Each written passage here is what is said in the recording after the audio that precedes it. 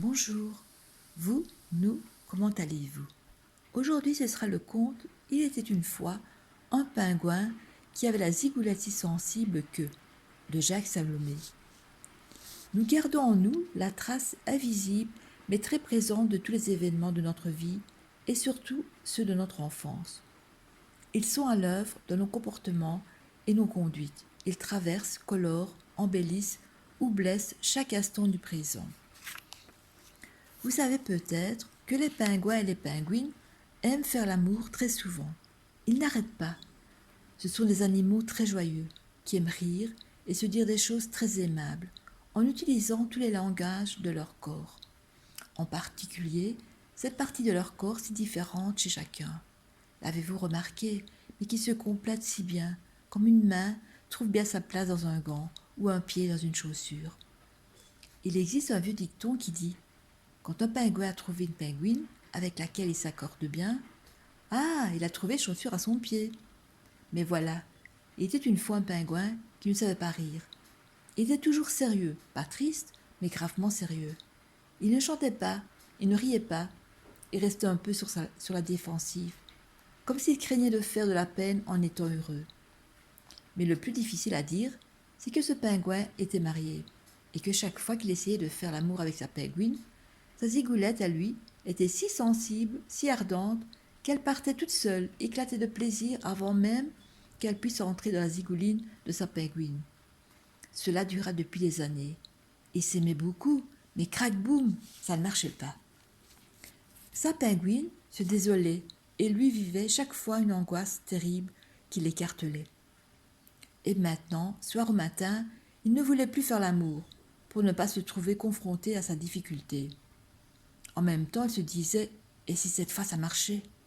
C'était chaque fois terrifiant pour lui de vivre ce conflit permanent entre vouloir et ne pas vouloir. Courageusement, ce pingouin avait commencé une thérapie. Une thérapie, c'est une démarche personnelle, où l'on s'engage à rencontrer régulièrement quelqu'un qui vous écoute sans juger, sans critiquer, sans vous donner de conseils. Quelqu'un que vous aide seulement à entendre votre passé, votre histoire, à vous réconcilier avec vous-même. Quelqu'un qui vous permet de vous aimer en vous, vous emmenant au plus près de ce qui vous manque. Un jour, où il s'interrogeait sur son enfance, il se rappela un vieux souvenir, un très vieux souvenir de sa vie d'enfant pingouin. Il retrouva dans sa mémoire une situation douloureuse, difficile à mettre en mots. Il était tout petit, il se tenait derrière la porte de la chambre de ses parents. Il voulait entrer pour voir, et en même temps quelque chose le retenait, lui disait qu'il ne fallait pas entrer, qu'il fallait rester dehors. Cela dura plusieurs soirs. Allait-il entrer? Ne devait-il pas entrer? Un soir, il poussa doucement la porte, entra et vit quelque chose qu'il n'oublia jamais.